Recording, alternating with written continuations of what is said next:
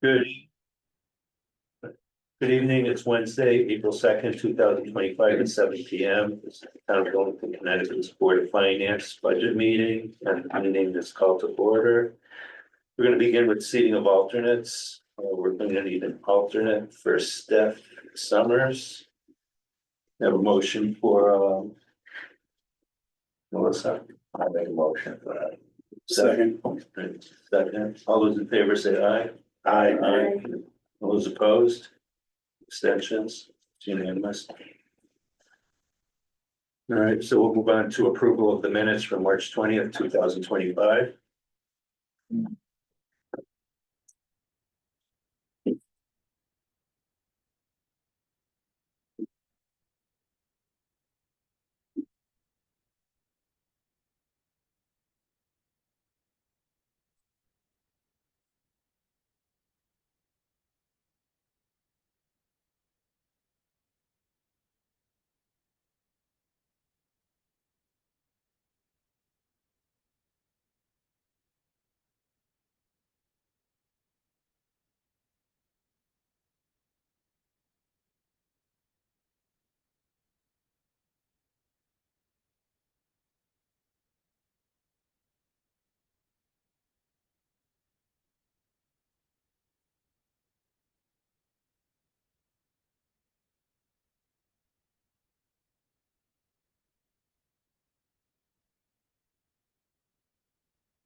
To accept the minutes. All right, we have a second. Second.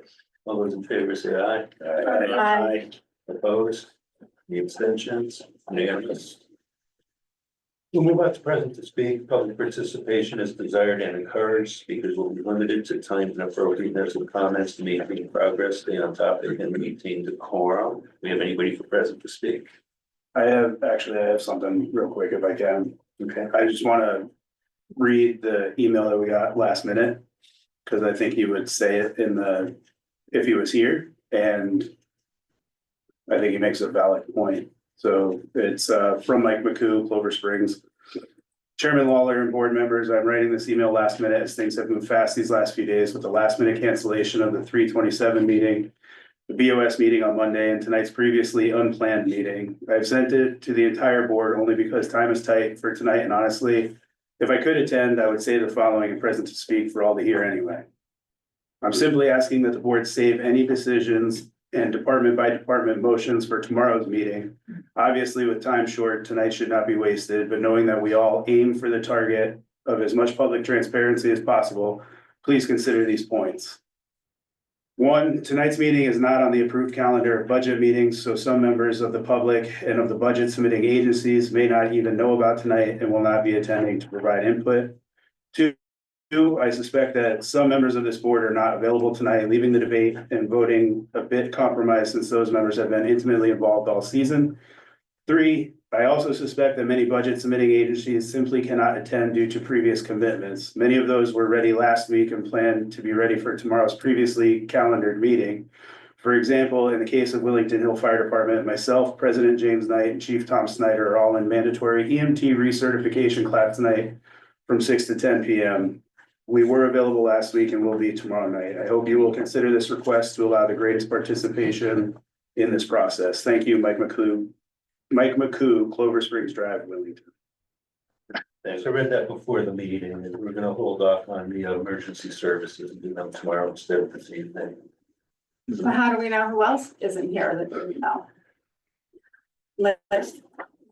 We don't know who doesn't know that tonight's a meeting, because it was never a scheduled meeting. And it's also not warned properly because it's not called a special meeting. So I don't know. There's some people here, but there's a lot of people, the library people aren't here. I don't see any Board of Education people here. I do. Oh, I'm sorry. Sorry. Okay, we do have.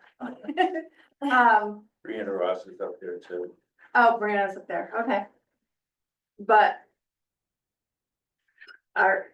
we usually have a lot more people than this. I don't know. I think we can discuss everything and come to some agreements on things, but I don't think we should vote. Oh, we wouldn't be voting till tomorrow anyways, because that's when appropriations would go over. Okay, all right, that's what I'm saying, like, we shouldn't.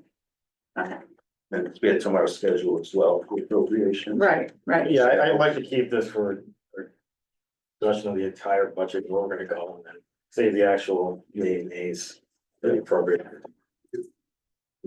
Parker. Hi, Arthur Richardson, 14 Birch Meadow Lane. So, first, I just want to say that, for those who don't know, Superintendent Stevens' father passed away this morning.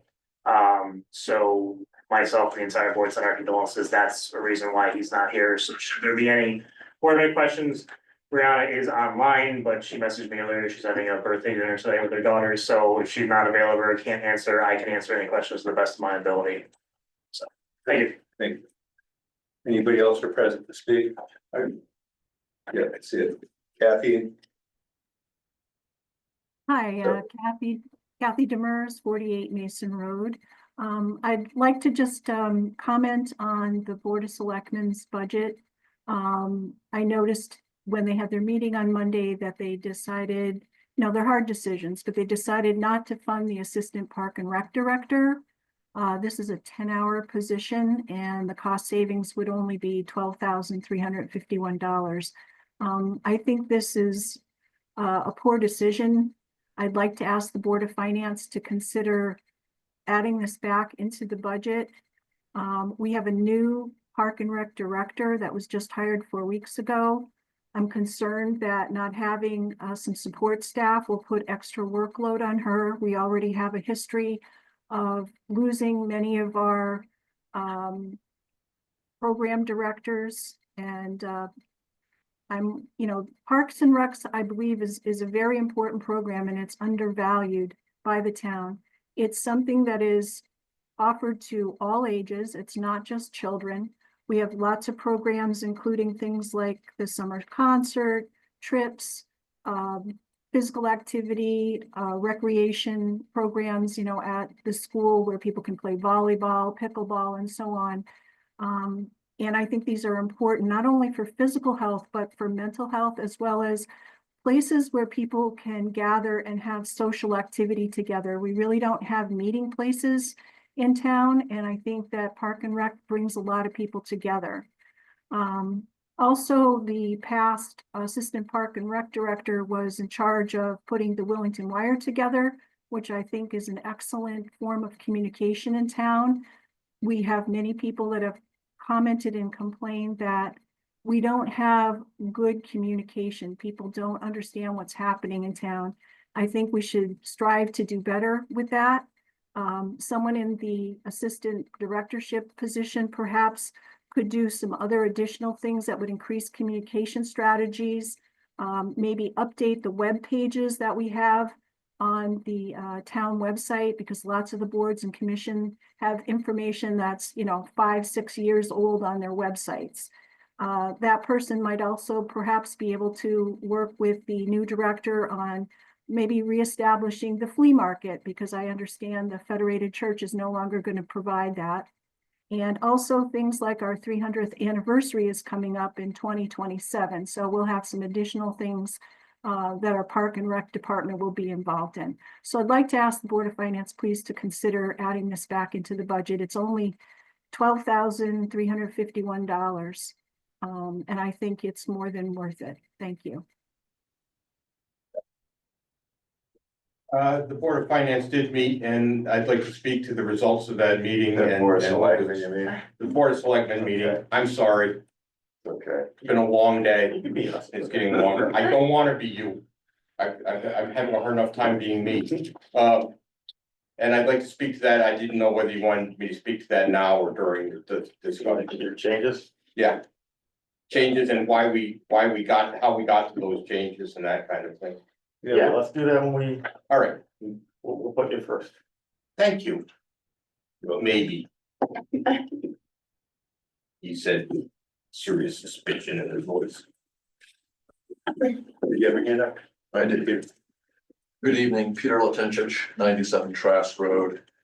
I wanted to comment during present to speak and express my strong opposition and dismay the large spending increases that I see in what you provided as a legal notice for the public hearing of the budget, which will be for residents like myself, the first opportunity to comment on this publicly.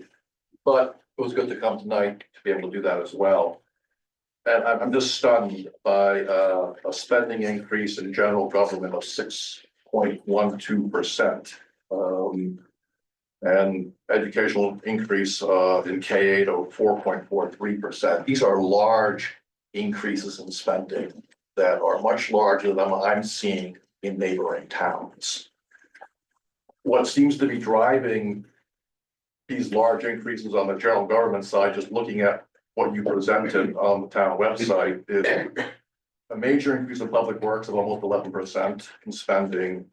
And then this gargantuan increase in capital expenditures on top of large increases we've had in successive years now in capital transfers of 35%. I understand you're attempting to build up the capital reserve for what you anticipate to be large bonding projects, but bankrupting the taxpayers to do that seems like a strange way to approach that to me. What's especially concerning to me about this is that there's no growth in the grand list from what I've listened to in the budget process today. We're essentially flat. So if our revenues are not increasing, why would our spending increase so dramatically? The overall increase here is over 5%. I would offer to you that very few families in Willington are experiencing a 5% increase in income. So when you go through your appropriation tonight, I would ask you to look carefully at public works and capital expenditures. You know, there are these large double-digit increases. And if Art is here from the Board of Ed or Brianna's available, we don't know what's driving the K-8 increase. But again, this is a large increase on top of capital increases for essentially that same budget. And I hope that when we get to the public hearing on the 9th, that you're able to respond to a lot of concerned taxpayers like myself and make the adjustments that are necessary to have a level of spending increase that's sustainable. Thank you very much. I just want to note that the notice for the town hearing is a proposed budget that has not been finalized by the people yet. It had to be filed to make sure that we got proper notice in because of the meeting agendas. What? I don't recall ever sending that notice out before we've done appropriations. Usually the appropriations are done in time so you can send out the notice, but because we have a state mandate to do it between 5 and 15 days ahead of time, to get it in on time, we had to send it out as proposed rather than as final. I mean, but it's who is it proposed by? All it is, right? At the moment, all it is what people have requested. It's not even, it's not our budget. So to see it go out to the public like that as our budget, it's not. But we had to notice a hearing. It's a week away. Well, when will we find out? Well, maybe we should have done this a week ago and then had it done in time. Maybe that's what should have happened. Good point, good point. Or maybe we need to push it off. I don't wanna do that, but If we could do that, but then we wouldn't have our referendum in time to beat the Region 19. Right, We'd have to right. have 2 separate referendums. right, So we're between a rock and a hard place here. That's, well, is it legal? Is it legal? That's, I would say yes, it is because it's an estimate. And that was clearly stated in the legal notice. It was just an estimate as of March 31st. Oh, it does say So the the proposed budget information- is an estimate. With the information that March was on March 31st. not a single thing was voted on though. So, I Not mean, a single it's, thing, it's but it's all always- completely made up, pretty much. pretty much. You could, So, That's, I mean, people are seeing this. This is what's gone out to the world. All right, Increase the turnout at the hearing. and I know, I agree, Pete's upset about the numbers. These aren't our numbers. I just want you to know that. They're just completely made I up. apologize, I printed it up before I came here just Yeah. to see what it was. Well, I know, but it's nothing, actually, at this moment. You can advertise it one out. James? Yes, thank you. I mean, this guy is just a Can you character. identify yourself? Oh, sorry, James Marshall, 46 Fisher Hill Road. I'm gonna try to wear two hats tonight, one first as resident, not the chair of the CFP committee. But this is the problem with the mismanagement of this process the entire way, both on the selecting side and here, quite frankly. Because you have had no debate at all, no discussion of any meaningfulness on any of the budgets submitted. And now we have a public hearing notice that went out to the town today, apparently, that wasn't debated at all, wasn't advertised. It was just kind of slipped in there on the town webpage. And now there's no time to do much else about it without calling for perhaps a second referendum, because we have to vote on June 19th, on the day that it's scheduled for. To the greater extent, the lack of transparency along this way has been atrocious. It's really been a disaster. Board of Selectmen met to discuss their budget on 4 occasions. They were all special meetings without any public input during the day. You have 11/26, it was Tuesday at 9:30 a.m. Another special meeting in January, 4 p.m. on a Monday.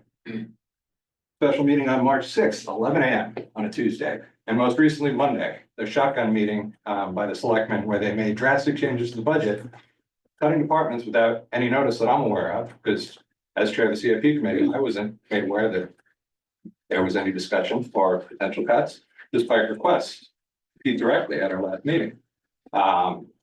Saying, look, CIP would like a chance to weigh in on this budget, and we offered the opportunity to come and present the budget, the CIP plan to the board of selectmen. So I'm floored by just the mishandling of the budget process this entire season. It's really disappointing. It also leads to misunderstandings by people like Peter here, because the CIP in the budget right now is only a $70,000 increase. There's no double-digit increase, it's less than 4%. It's a $70,000 increase based on the cuts that were made last Monday, supposedly. But that meeting wasn't even recorded. So there's no record of that conversation besides the minutes and what the debate was, nor was anybody really aware that it was happening. So you can shake your head all you want, Pete, but this is the reality. I'm just waiting for a chance to respond, and I'm thinking that maybe I should respond now instead of waiting. Well, hold on, let me finish. So with that said, now I'm gonna put on chair of the CFP committee hat. And I'm here to advocate in the strongest way possible to undo the changes that were suggested by the board of selectmen on Monday. The cuts that were made are going in the wrong direction. We are spending more and we are saving less at a time when the capital need is growing exponentially. This is the second year in a row. Savings to capital reserve was cut by 4.6%, I believe, based on their decision on Monday. Yet spending increased. And the reason spending increased, CIP worked adamantly all season long. We've managed to cover $900,000 in anticipated need in year 2 with a $500,000 increase in transferred capital reserve, because we worked to make savings through prior projects, closing projects, and worked diligently to be as critical as we could of every project that was on the list. The CFP had no input in the decisions made. The board of selectmen didn't reach out to the CFP committee in any way, shape, or form, let them know of any of the changes they were contemplating on Monday, despite outreach to, despite Peter being involved all in the way, and despite outreach to Peter requesting a meeting, or offering to present for the board of selectmen what went into the budget, because it's clear it's can be challenging to understand, and quite frankly, through the discussions along the way, it's clear that they didn't understand it along the way. So to the degree that we can advise and instruct and kind of inform so that competent decisions can be made, we're trying to do that. So I would encourage this board to And quite frankly, Pete, I mean, speaking as the chair now, I found it pretty disrespectful to the entire committee. To not reach out to anybody, to not alert us of the change you're making, to not give the committee the opportunity to speak, because you did this all by special meeting, and there is no present to speak. It is disgraceful, quite frankly. So I would encourage this board to correct some of that mistakes, go back to due process where we're talking to each other. And look at reinstating or have the robust discussion of the CIP plan that you should have had all along, you should have had at your last meeting, when we presented the plan, but there was 0 questions. It is, I don't know where to go with this anymore, guys, because this partisan nonsense is just garbage. So please consider reinstating the CIP, or at least have the debate, and we're here to have that discussion. And we have members of the CIP committee online too. That I believe would be willing to speak as well. So, thank you. Thank you. Peter, did you want to respond? I see Erica has her hand raised, and I spoke once already, and I do have several responses, but either here or there. Hey, Erica?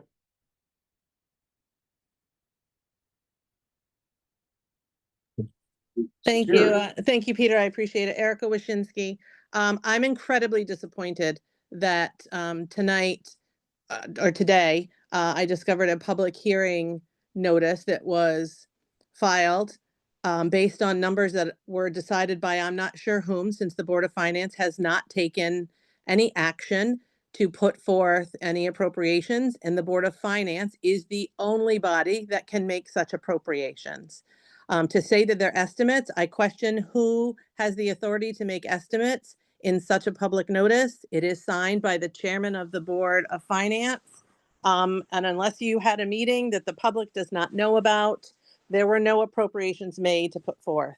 I would suggest that this board move your public hearing, your town meeting, and therefore have to have 2 separate referendums. It's an unfortunate error, but it's a serious error that I think needs to be corrected.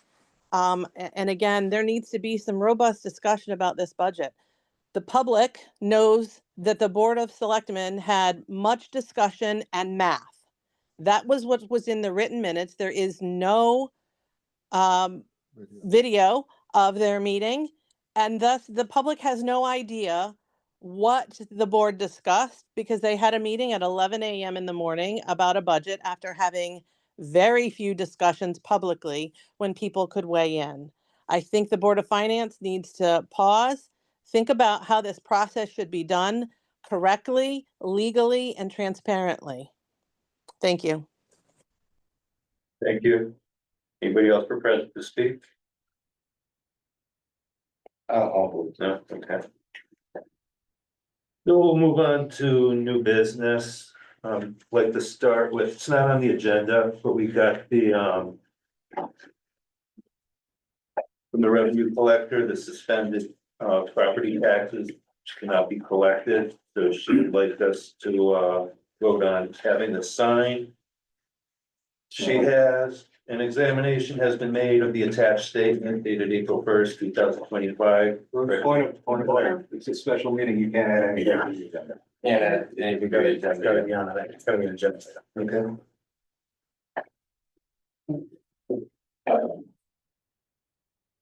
So we'll go on to discussions and appropriations. Let's open. Want to start with Sure. We met last Monday during the day because I felt it was important that the selectmen be there. I understand that it was difficult for the public to watch, but we have selectmen that work in the evenings. And if I want my selectmen to be in attendance, I have to have it during the day. When we met, the first thing we did was we realized that we were looking at the Board of Selectmen budget only and not the general government budget, which is the far more important number because that's the number that people vote on. The number we were originally looking at, and I'm sorry, I was unaware that Donna had already made the changes because we as a board realize that under state law, the only one that can make changes in appropriations is you. So we move to present these to you as suggestions. After a discussion, we decided that based on previous history of the town and input from various parties of both sides of the aisle, that if we ask for much more, that if we ask 5% was about the break even line. I know that there are people on the Republican side who believe that it should be 3, and some people on the Democratic side who believe it should be 6. I think that 5 is where we come to some kind of consensus. So that's where we tried to shoot for on that would be on your budget on page 11. I believe it's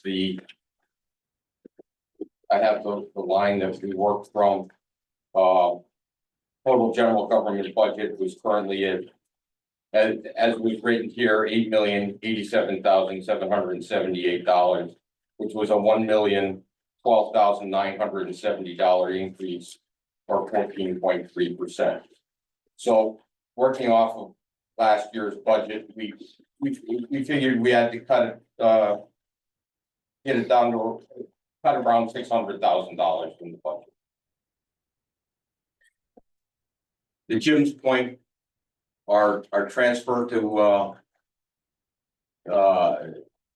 the general fund for savings for many projects, which we know are coming up and are very important to the town, and will cost us a lot of money.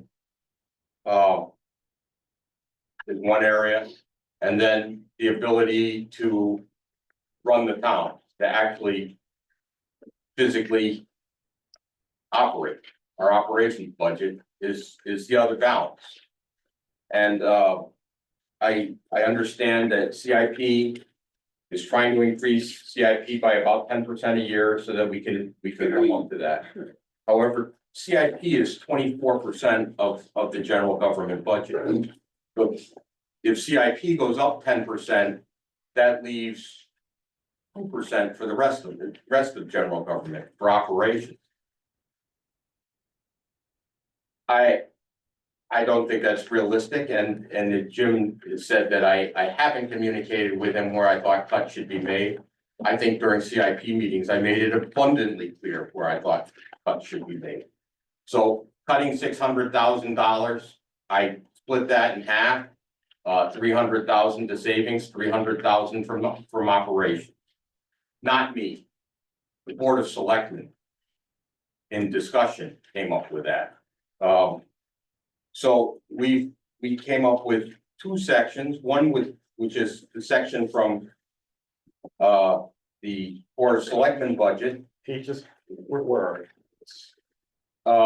I'm gonna have line items here for you in just a minute. Alright. So if you, at page 11, right at the bottom, it says general government budget.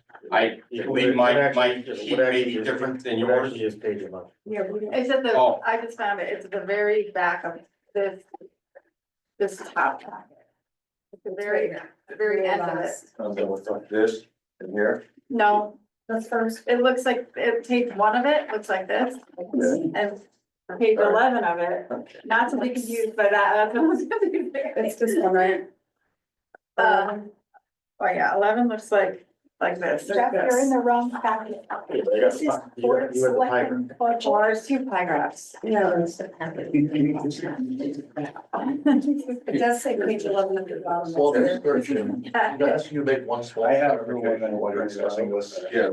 When you use the word cut, what you really mean is a decrease in the requested increase in spending, right? We're not actually cutting anything. Well, sometimes we are, sometimes we're not. Okay.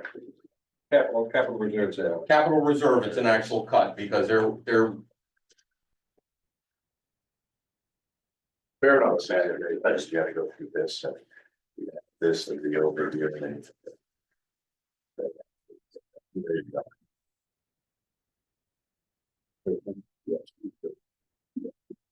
They're saying page 11. Yeah, it's the very last page, of the whole stack. That was attached. Yeah, that's it.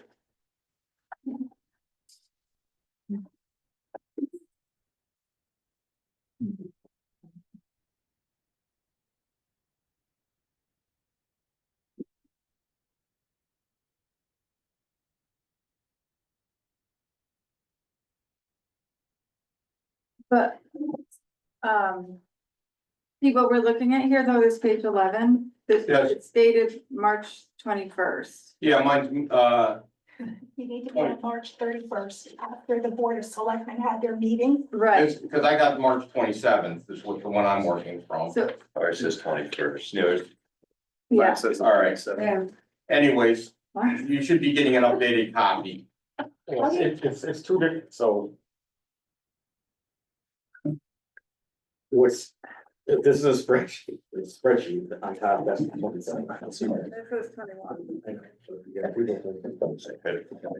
Right, it's right there. Oh, right there. Okay, Very top, so. okay. What it means, what, I don't know. 27 seems more recent. So this is the timestamp of when it was printed, this is when we're supposed to have been Yeah, presenting it. okay, so, but this is not what. This is precedes your meeting. Is that right? This one precedes my meeting, the Okay. 27th precedes my Okay. meeting. So what good is it? Well, this is the one we worked from to come up with the numbers and why we got the numbers we did. So. The first thing we decided to do was looking at cut the increase in asphalt in the operating side. To zero, a 0% increase. So that's that would be line 311-681. There's a $275,000 increase in asphalt. That was to pave 2 roads. That was presented by our Public Works Director, because the paving operations plan that was commissioned by a previous administration, we were trying to follow it. We were trying to do what was right for our roads. Well, the reason we decided to cut that $275,000 and not pave those 2 roads is instead to concentrate on Village Hill and Schofield. To do those 2 roads instead. So we're still doing 2 roads, just not asking for the increase in asphalt. And the planning money is other places is in the budget.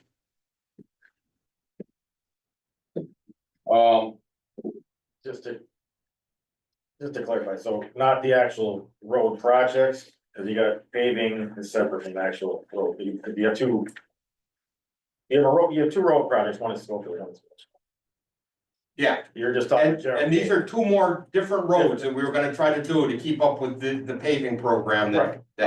but there was no money put away in savings to do it, so that's why they were I at. know, you got 2 different things, you have just the paving, We have a paving project.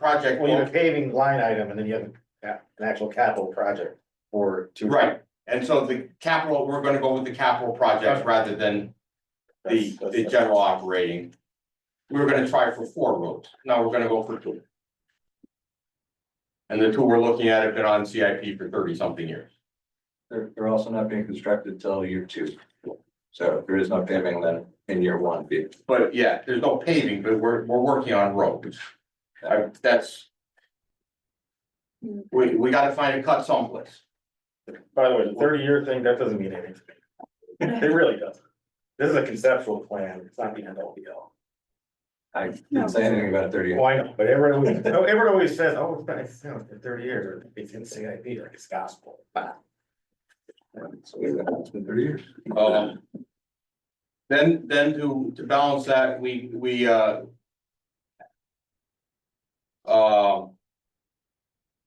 well, wait a minute. 04 or 05, 04 minus that. Or is the transfer out to school projects, CIP savings? Okay. And, this says 700,000, but, oh, reduce it to 700,000 by 300,000. So that's comparable. 275,000 from operation 300. The reason we chose $300,000 was not purely, out of roll the dice.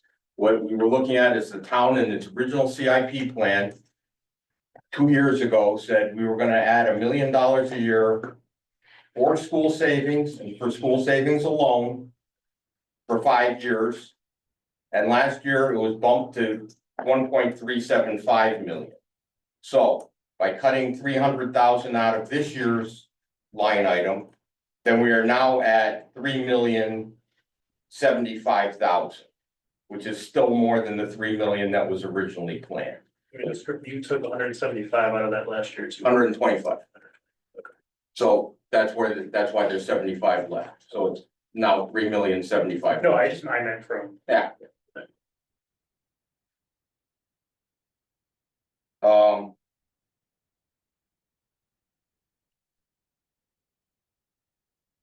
Then what we also did was we looked at the rest of these, the rest of the budget that's not on ours. Under the Board of Selectmen, but is under general government. There's a budget correction to the library. The corrected line is $23,400 less. And that's because there was On the spreadsheet? there was an error. Yes. So that gets us around there. The Assistant Parks and Rec Director, we are not looking to cut that position. We're looking to suspend it for 1 year until our Parks and Rec Director gets her feet under her and figures out the whole program and how she can best utilize that person. The reason for us cutting that, suspending that position at $12,000 is because, as I've heard from members of this board, we got poor people in town. And they need a lot of help. We've got a 13% poverty rate in this town, last I heard. And so what I'd like to do is increase the hours.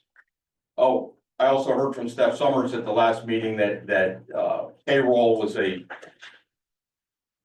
something that we should be looking at. That position hasn't been filled for 6 weeks, and I think we can go for a while longer with it. But we do need to increase the assistant, the human services by, I believe it's 4 hours a week. That's correct. She's been doing a tremendous job with the food banks and helping our. Is that the assistant or The assistant. Okay. It's a minimum wage job with no benefits. How many hours a week they working now? 10, I believe, and they want to go to 14. And the other thing is to move the public works assistant to 20 hours. Because we're gonna have to do a tremendous amount of paperwork to manage the grants that we're getting for Village Hill and Schofield and a number of other grants that she's able to apply for. Is that in her job description? Yes. I believe so. Troy, are you on? Is there. The role Okay. there. Can you hear me? Yeah, Okay. now we can. Yep. So yeah, that was anything administrative is in her position. She's helped out tremendously with the grant that we're trying to do right now. I know times are tough, or like I said, but that position really needs to go to the 20 hours to help out with everything with the grant. That was state fundings and the federal grant there is weekly reports, annual reports constantly of everything. She's doing an excellent job keeping up with that. So that I highly recommend that stays in that 20 hours. I don't doubt that she's doing a great job. I don't doubt that we need help with those things. I'm just concerned about growing that position to a point where Is it like that forever now? You know, like- it's gonna be like that forever. Because it's a union position and, some of those things. I mean, maybe it's a separate job, I don't know, but it's usually not, with municipal things, it's not a great idea to change a job for a person, because the person changes. And then the next person who might not have that skill set, or you're gonna be looking for someone, or they're gonna need a higher rate of pay because it's higher level skills. So that's just, something that I just wanna point out to You everybody. can always go back once you go out to hire somebody. Yeah, that's right. Go back to what? Not if they're union. Not in the union. There's my stance against unions. But, and then once you go to 20, then the benefits kick in, and it's, I don't know how much it is, but it's, I believe I have You're those not numbers. allowed to. Hang on just a minute, I believe I have those numbers Job here description someplace. after, at each. you have to negotiate it. Yeah, you can, but you'd have to wait for whatever contract. So we're gonna have a compromise and an MOU. It'd be that's going to the proposed 20 hours a week, it's an increase of $23,000 a year, 24. 23,929, let's call it 24. Yeah.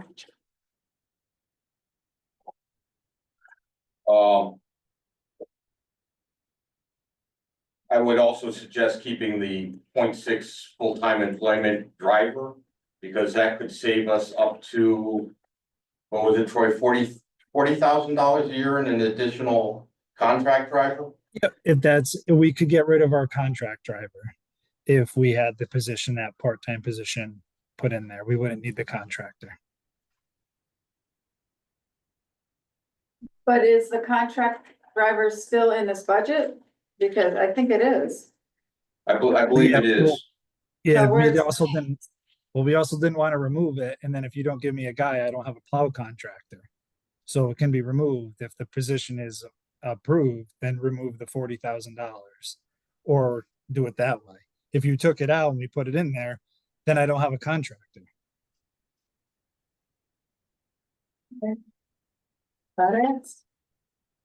I'm glad you asked too. So. Once again. According to the state law, 7-344, this is all on you, and we, as the Board of Selectmen, are bringing this to you as suggestions. To get down to, I think when we were done, it came out to 5.0 something % increase. Which was still, we also wanted you to look at the $1,000 for the that's budgeted for the van over at the senior center. The Board of Education was looking into a van, and if they get a van, then let's do it that way. Let's see if we can work some kind of interagency operability on that and see if we can save some money. If they don't get that van, then I would suggest we withdraw our. I don't disagree, I just don't know when that's getting off the ground. Yeah, I don't know when that's getting off the ground either, so I perhaps leave that in. Also, the last thing we discussed was how to present this to the town, and one of the things we thought of is a visual aid, a pie chart that breaks down the general government budget into a number of areas. And I believe Donna was working on that. Did you? Yes, they have it in their package. Okay. You'll notice that our payroll is about 21%. CIP is about 24%. And if I'm off on my numbers, please forgive me. I'm doing this from memory. Not doing that. Should we really be looking at adding ads like when we're looking at it? No. I disagree with adding anyone. I could get behind probably the increase in the assistant human services person. The reason we're looking at the 0.6 full-time driver is that we would have somebody 5 days a week instead of for $19,000 a year, you have a full-time person when you eliminate the contractor from that number. How will we eliminate the contractor first and Well, you can eliminate the contractor at the same time you add the position. That's what I think Troy is saying. It's not a new person. This would be an additional half person. We're having some other personnel issues that we're trying to straighten out down there. So is this another So they- situation where it's a union job and we add it forever, like the, in these new Yes. officers and everything? And the Yes. benefits, the benefits, benefits. I'm not gonna shy away from that, yes. So what's it cost with the benefits, with the weight of those? That's, I think that was in that number, right, 59? Is that what that Yes, person would costs cost? and benefits. Yep. I don't know if you, they didn't get this sheet, did they? With the, I think it's like on the in conditions, and it's number one, the driver. And under A, if you remove the salary, it'd be a savings of 34,000, and if you remove the benefits, savings of. Excuse me, what page is that? The one page Word document that says budget update requested by the Board of Finance on March 20th. this is a sheet that I believe Stephanie asked for. Yeah, with the Yes. people on it. Yes. And that's why we're looking at personnel, because Stephanie asked for it.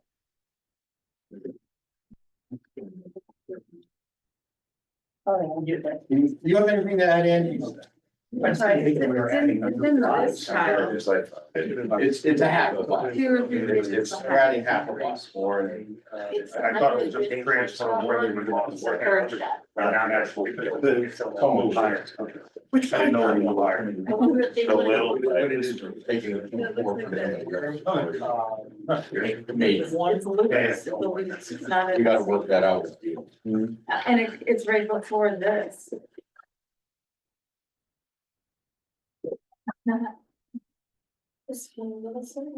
It looks like this, and right behind it is this. Okay, I've never seen that. Yeah, so right in front of it is this. Yeah. All right. I got it.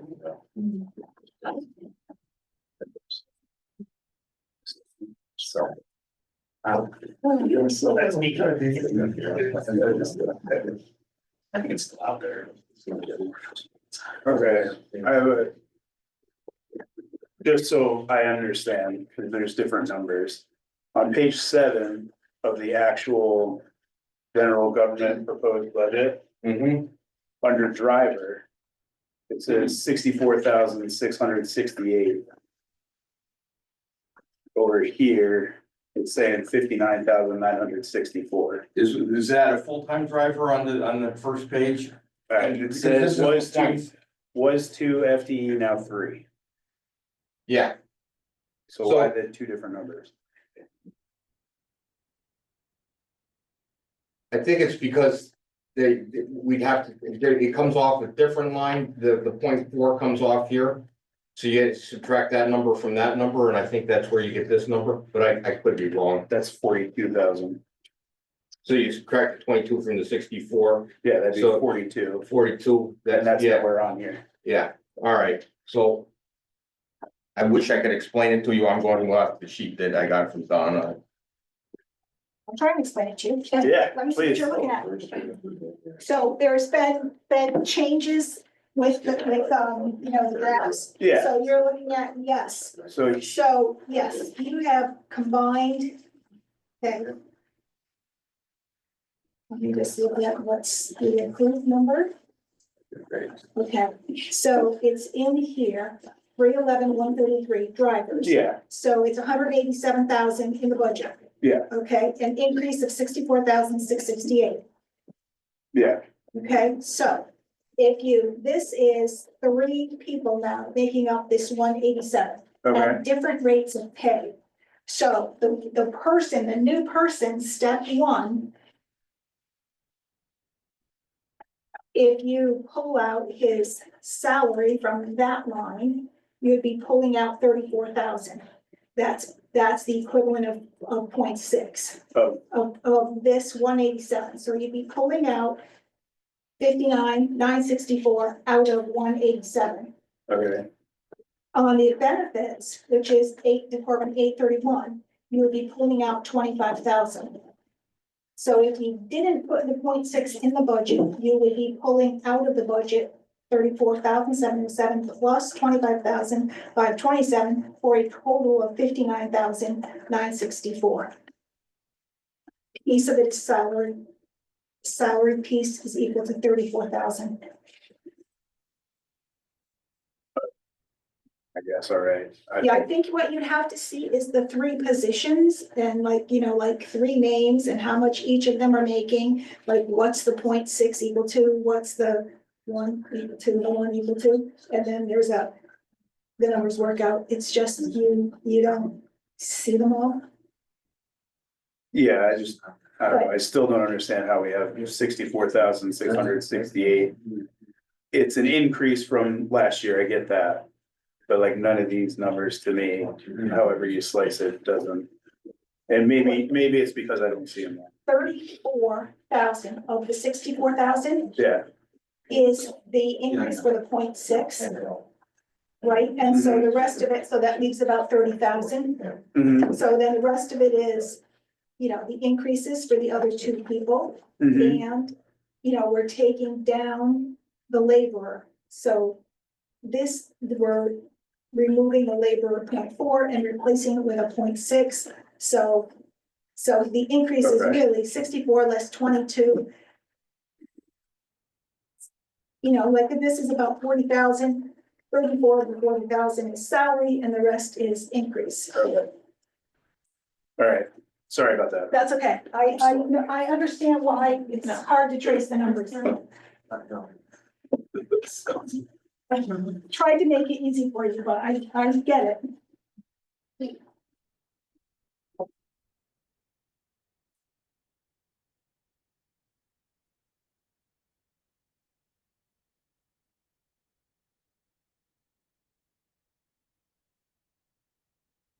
There's one. No, I think I'm all set. I just checked with. We're all set. So that comes out to about 600,000, that brings us right down to about 5%. What's the thing here with the library? The library it was the line item correction on a data input. The line item on our budget was wrong. The one we were looking at, so that's where the other 29,000 comes from, so we weren't looking for an additional 29,000. The clerical error. Clerical.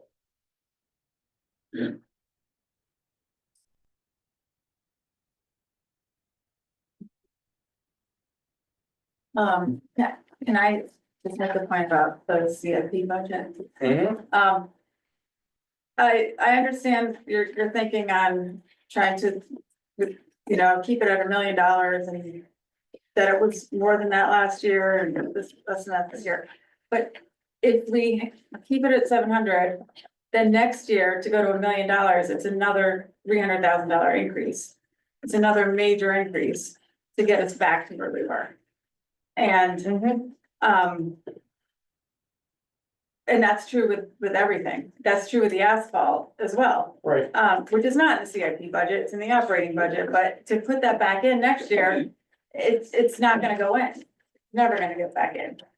Well, And like I said, this is, I know. these are suggestions. I know, And but I guess what I'm thinking is because of those two big, easy to understand pressures on the budget. Increasing staff in any way, it just seems like the first thing that we should not even be considering, but, Well, at the very least, I'd like you to see you increase the human services assistant to 14 hours a week. That's a minimum wage job with no benefits. And I believe it's non-union. correct. And it's, What are they now, 10 hours a week? 10 hours going to 14. So what's that, another $3,486 to make them 14 hours a week? It's another $12,000. It's another, So they're getting $8,715 a year now, it's an additional 3,486. 486.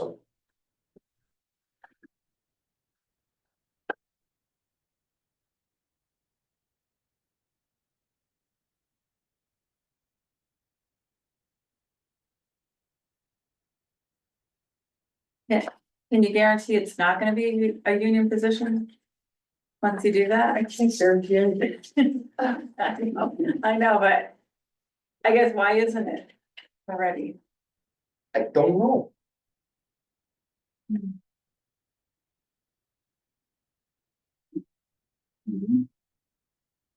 Shush. Yeah. You know. Yeah, how does the, It will be. They just haven't done it yet.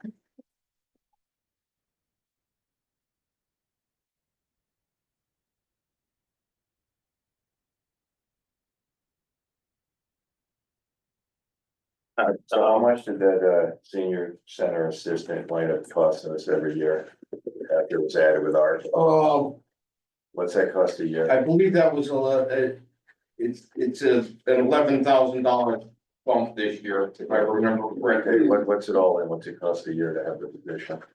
Not that we're gonna do anything with it. It's an $11,200 bump this year, and I don't, it's like, $35,360 is their annual salary. Okay. As of this coming year? Yes, Okay, mhm, and that's a union job, yes, it is. okay. that's including benefits? That is not including benefits. Okay, so it's almost 50 probably with benefits, Yeah, she does not take them. okay. She takes the waiver. Yeah. She's.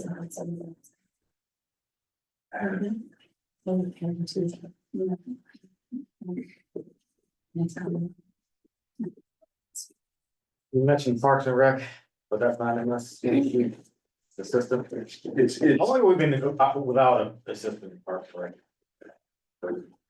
It says 6 months, but it's, no, 6 weeks, 6 or 8 weeks at least. so, okay, so there was one with Jimmy and he, so they didn't leave. Yeah, It'll be into December.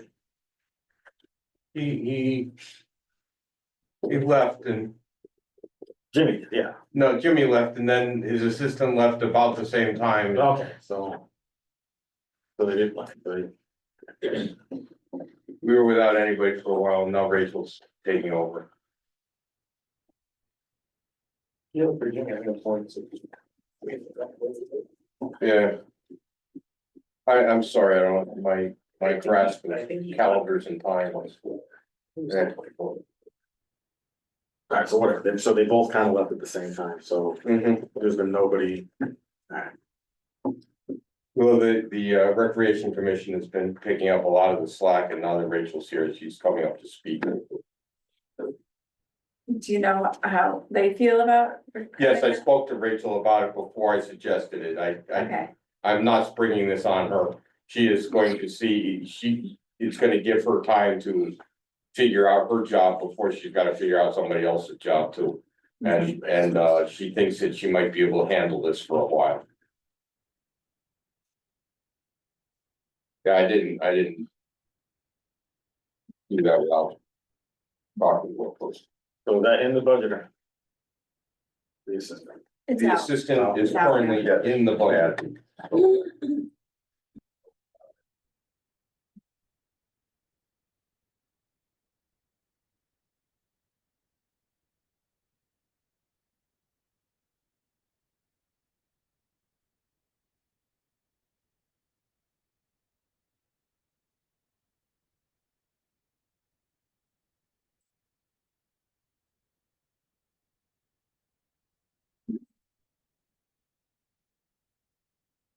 Oh, we have Arthur, oh, go on. Well, okay, yeah. Yeah, well, we have Arthur here. So Arthur, you know, just curious, so. Are you doing anything with that facilities director? It's in the budget still, getting a lot of hits on it. We're getting hits when people just don't really follow through, but it's still in the budget currently.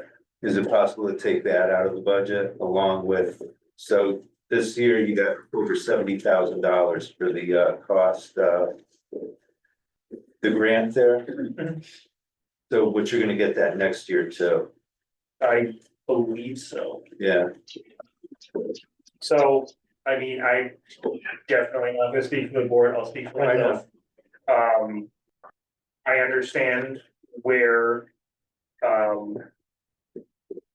decreases would have to be made.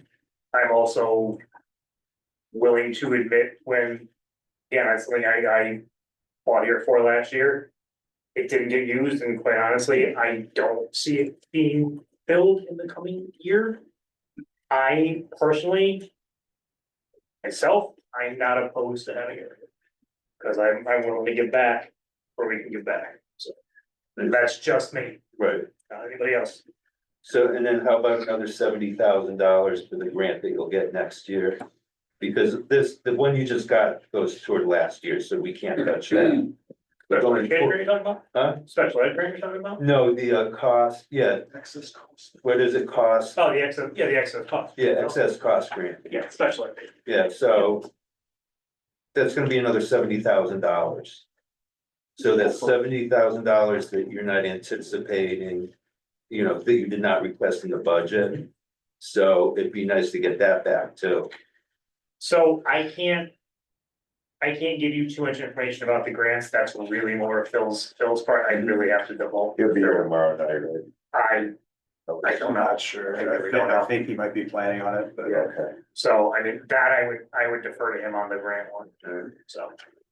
Thanks. No, it's just tricky because you can't ever really guarantee that you're gonna get. Right, and we've had so many problems with the state with excess cost, I mean, just in the high school, they lost 20% of their excess cost they're supposed to get, just got sprung on them this year that, hey, you're not getting 70, you're getting 50.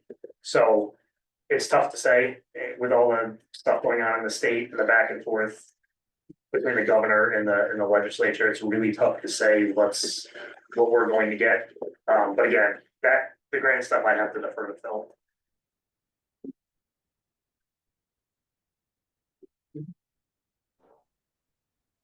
Hey, Bruce, this is Brianna. Are you there? Yes, Hey, can you just repeat those couple of questions there? You were asking about our facilities manager and the excess cost grants, is that right? correct. Okay, I just want to make sure I have those 2 points in mind. Thank you. And then possibly another 50,000 for a total of $200,000 cuts. Not coming from CIP either. You're thinking that will be your recommendation for the Board of Education, is that what you're saying? That's what I'd like to say. I mean, I can't speak for the entire board, finance stuff.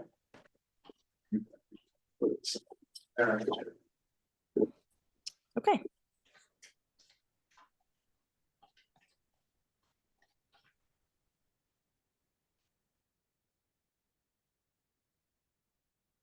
Still where I was last year. I understand the salary is not what we wanted and we're not necessarily getting the bites that we want, but You're never gonna get bites for that salary. I understand that, but It's laughable for that. I get that. I don't work full time for that anymore for jobs like that. I understand that. I'm just with the scope of work that needs to be done there. I think cutting anything out of their portion of the CIP, cutting a person to run the projects, I just think it's a bad They just got idea. through another year without it. If I may, guys, CIP did make a recommendation at the beginning of this season to the Board of Selectmen that they consider facilities manager for the town as well, which I don't know whether or not wasn't really discussed much after that. But as an opportunity for either sharing that burden, because the town has facility needs as well that we're not keeping up on. Animal control is yet another one. We got another building that doesn't meet standards because it hasn't been touched. It's showing up as a $375,000 line item in year 2 of the plan, which is why your spending is where it is. Part of the reason why your spending is where it is coming year, and why the transfer to capital reserve for town projects is where it is. Are you referring to the fire department? No, animal control. Which building? Yeah, animal control. Oh, animal control, yes. Just to that point, I've spoken with Peter unofficially, did anything, I thought it was a good idea as well. And after talking with Peter and from a town perspective, I understand why they wouldn't want to go that route. That being said, I know Phil has had conversations with Superintendent Ashford about possibly sharing that position in the future. So this may come back, if it happens to be subject to removal, it may come back up if we can split that salary with another town. That's our next step, our next thing we're looking at. But just Yeah, I just think it's a better idea to leave it in there as it's already budgeted from last year. If, you know, the possibility of splitting it either with another town or general government, I just, getting rid of it, I don't think is the right answer. There's just too much. We can agree to disagree. Yeah, and that's fine. Like, I know where you're coming from. I understand We what you're saying hire about it. brand new engineers out of Utah for more money than this. Well, I know, but like if No we're, experience. but we already have that amount of money budgeted. It's already there. Keep it, and then if another town comes on, they can add to that. Or somehow figure it out from the general government or wherever. If you're adding to that. It's better than taking it out and not having anything there, and then you're starting all over trying to find money. Or they come before us with find a great person that's gonna be split with Ashford. I think we could be reasonable and. I do too, but I do too, but I think just having it, like, you're not gonna get anybody if you don't. Same thing we ran into with the school building committee. We couldn't present to the town how much they were gonna have to spend or how much it was gonna cost, because we couldn't get those numbers. You're not gonna get anybody to interview for a position if you don't have any money there. So on one hand, we're talking about not adding a few hours to a union job here or there. And then in the meantime, here's with benefits, it's $110,000.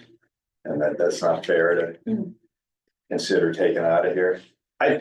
I'm just saying, for me personally, I, again, agree to disagree. I think we already have that money in there.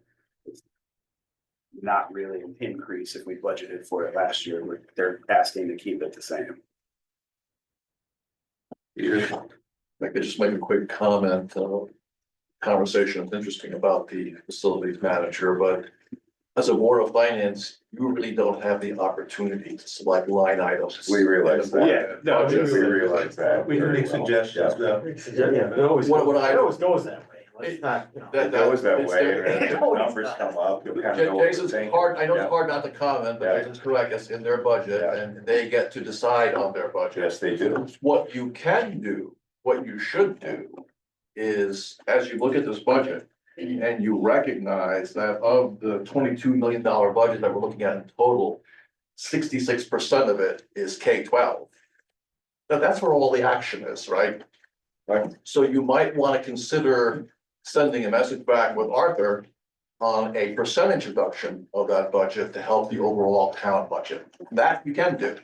That's within your purview and would make sense, and then let them decide how they address it. the only tough part about that is the region is settled. We voted on it last night, so that's not changing. Put more pressure on Put more KA. pressure on K-8, that's the only thing. If you do a full K-12 reduction, you can't pull anything 9 to 12, so that's what makes it difficult. Just parenthetically, we crossed the threshold with KA, we're now in 10 million plus. Which is a historic moment for the town, at a time when enrollment's declining every year. So I would suggest you seek some help in that direction, while Pete struggles with his minuscule budget to accommodate all the pressures he's under. Man, guys, you know, it would help with that funding for a consolidated school approach. Not cutting savings to plan for that need. Because operational savings going from 2 schools to 1, that would greatly help. Lighten that load in the out years to come. Just food for thought.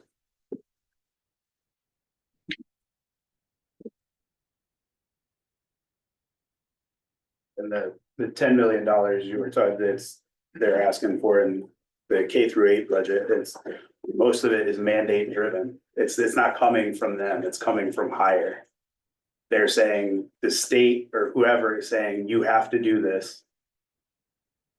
So they're doing it. They just have to come to us to ask for the money. There's nothing they can do. Their hands are tied on most of it. I would respectfully disagree. And that's fine, but you can, I mean, if you, when they presented, they said that. I know you may not necessarily have a copy of this. But it's. Most of the increases are mandate driven. Yeah. It's not like I mean, it's important to note too, so when you talk about the percentages increase, Region 19 is 4.85, we can't do anything about that, and the pre-K through 8 is 4.43% increase, it's less than. And I think, I don't know what the towns around us are, but I would guess that they're in that 4%, 4 to 5% range. So, you know, we're back to talking about potentially making some draconian things happen if you start messing with it. Just as a note, Ashford's share of the Region 19 budget is 9.56%. There's this Based on up the whole- 9%. Yeah. Based They got based the on their, big share They got- this year. Yeah, That changes all the time. it does, but I mean, it's what's in the respect of our 4 versus their 9, and it's, you know. Ours is actually a little bit more, that's. So Arthur, with continuing decline in enrollment in the schools and everything, I mean, in the first through fourth grade, you've got 3 classes there where there's 10 to 12 students. And I believe it's the fourth grade, they've got 24 students in that class. So at what point would you be considering layoffs? I mean, how far down does enrollment have to go before that's considered? The problem is especially in like a K-4, you have the unpredictability of kindergarten students coming in, so. If you start doing layoffs. And not, what we do right now is we do teachers kind of go upgrades or downgrades depending on the influx of students. So if you have, I believe, first grade this year has, first grade has 3, fourth grade has 2, third grade has 2. So next year, the second graders have 3, there'll be one of the teachers will become essentially a third grade teacher. So we don't hire anybody for that spot, but we also don't lay anybody off. If you start laying people off and you get an influx of kindergartners, you become a hire and fire district, and it makes it very difficult to grab employees that way. That's the only thing. It's a little bit easier. My argument for that, it actually goes up to the high school level because BO has so many classes in so many departments. I think it's a lot easier to work that when you have an abundance of classes. And 1,100, 1,200 kids. Right now, there's no real mathematical way to lay anybody off and have it be safe or permanent. It's almost like if you did it, you'd end up putting it for that position again in the next budget. So. And like Phil said, when he presented this, there's the issue of qualifications. Not every teacher has. That's what, 5 through 8? 5 through 8's got 5 random through 8, subject yeah. qualification. Yeah, but there's even, I mean. I'm not a teacher, I don't know specifically, but once you get into that. I mean, even the lower grades have specific. Yeah, it was the subjects they were certified to teach and everything. Yeah, that's more the 5 through 8, but like I know there's a special qualification you need to teach preschool. There's another you know what I mean? It's on top of just being a teacher. And same with special education and other stuff. And so if you start laying people off, not everybody there is gonna have the qualification that's necessary. Well, if enrollment keeps on dropping like it's been dropping, 20 students or more per year, there's gotta be a point where there's gonna be layoffs considered. So realistically, the only way that would start to happen is if you started getting waves of kindergarten kids that can only fill 2 classes and that, because that doesn't trickle down, that trickles up. So you'd start seeing that you only need 2 classes for first, and you only need 2 classes for second, and you only need 2 classes for third, and if that continued on the way down, that's when you would consider it, because you wouldn't have to move any teachers, you wouldn't have the need for the extra one.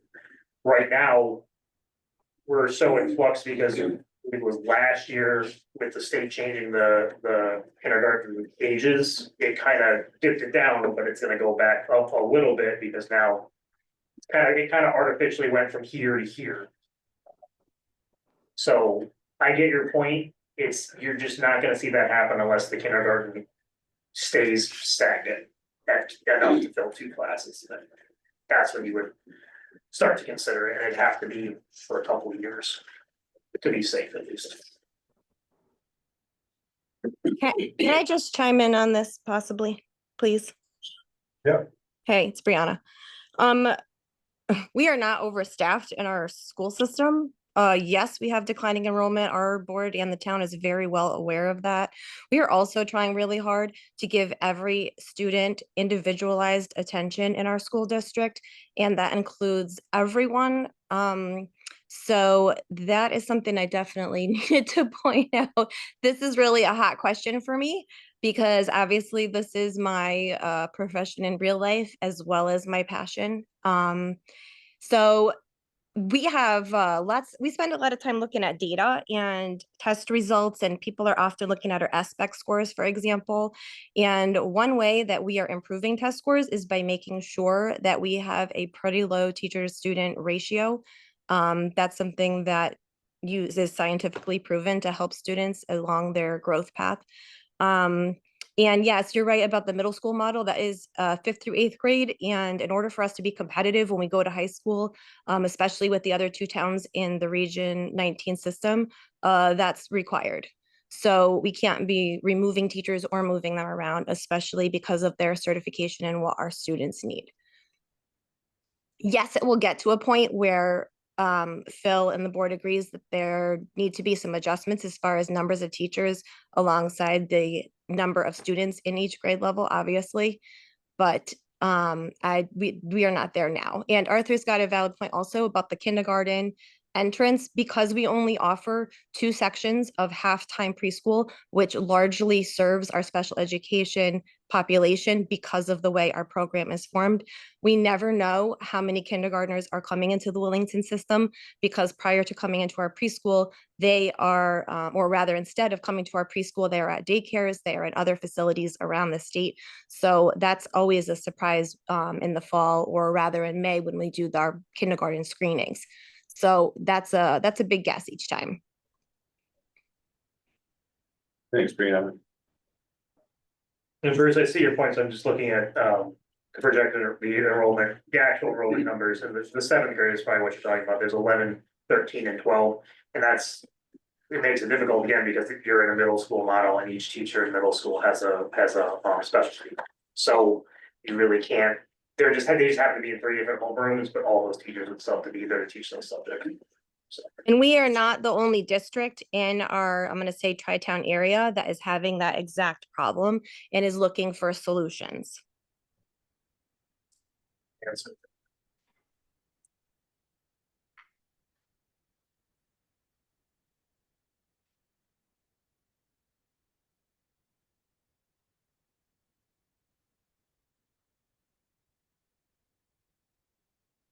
Move on to this evening or just leave it tomorrow? I wouldn't mind how feeling frisky over there for the big board. I just would like to see there's another part of this, obviously. Is we're in the mid, there's a reval.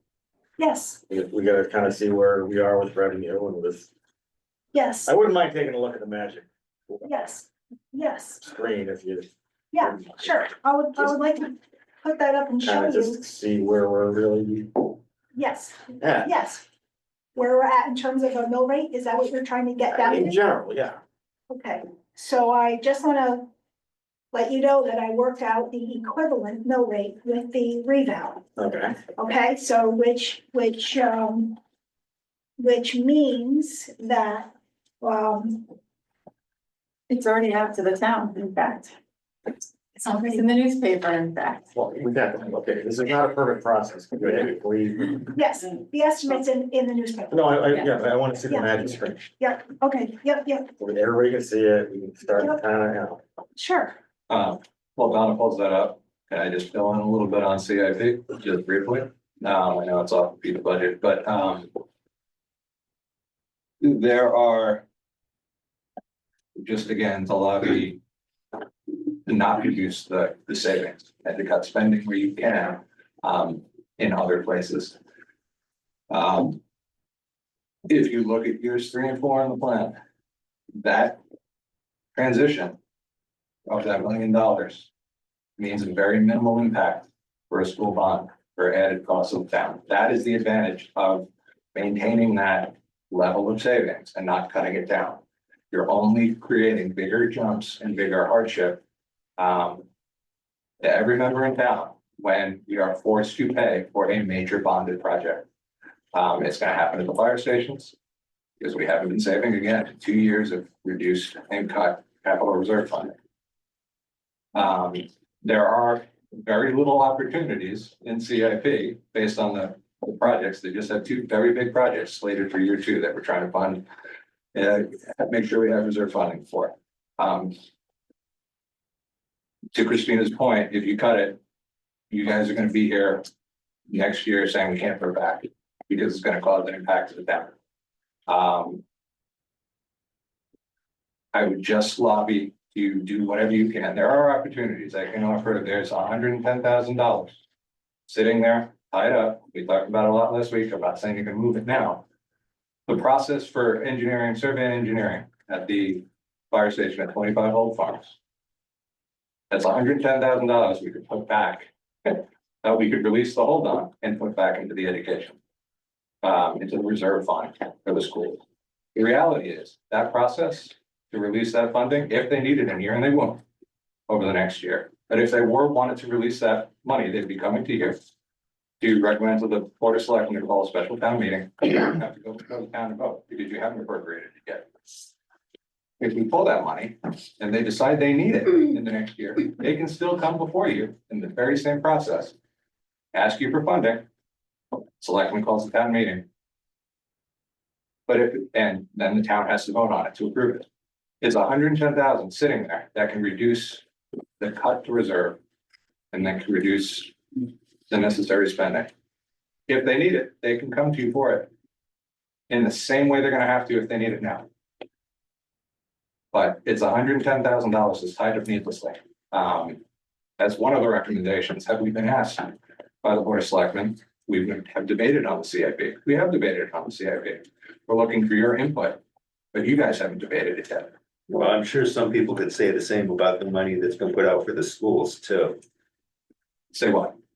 So we've been putting money aside every year for repairs over there. No repairs have taken place. So you're basically saying the same thing with the firehouse here. No, it's a completely different scenario.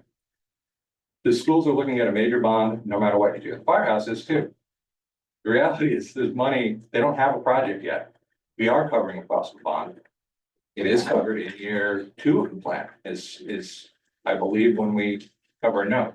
So it's coming sooner than you think. But they don't have a project yet. They don't even have the first step of their study. I'm saying they always have the opportunity in the fall of this year, when we start requesting submissions for CIP, to then come back. And we can add the request for next year when they actually need it, if they need it. And if they don't, they can come before you.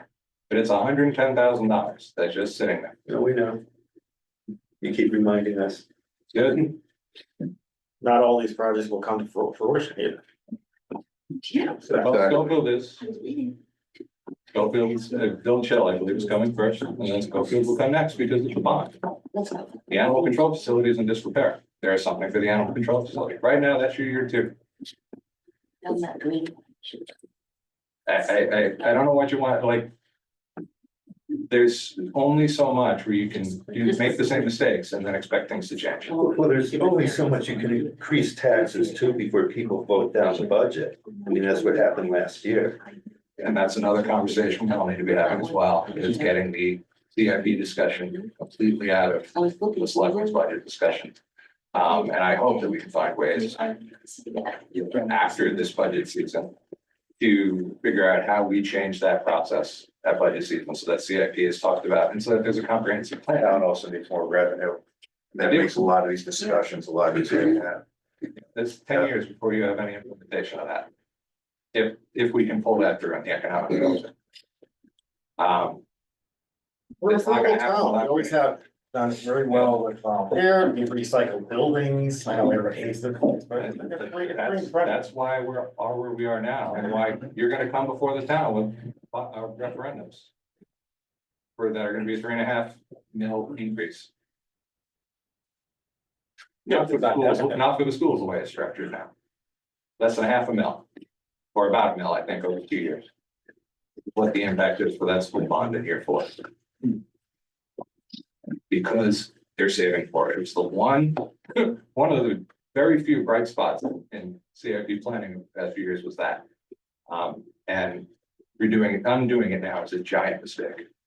As the entire CIP committee moved. So.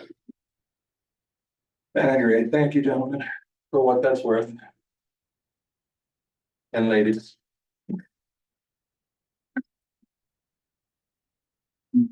If I'm not mistaken, the CIP bond, even with the $300,000 cut, is still a 4.5 or 5% increase over last year. $73,000. With millions of dollars on the docket. For future funding. That's the reality, guys. It's you can say what you want. It's laughable. It's really where it's at. And every taxpayer is gonna feel it in the years to come because we keep deferring it.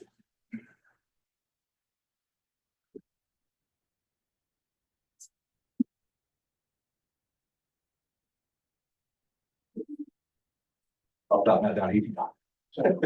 Thank you for your patience. Supposed to be fine. Thank you, James. This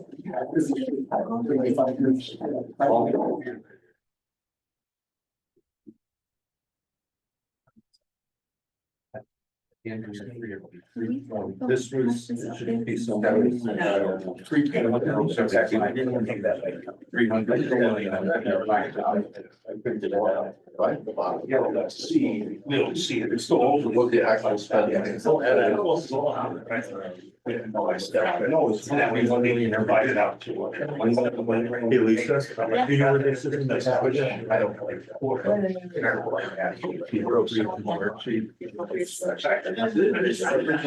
Everybody likes food. It was a million.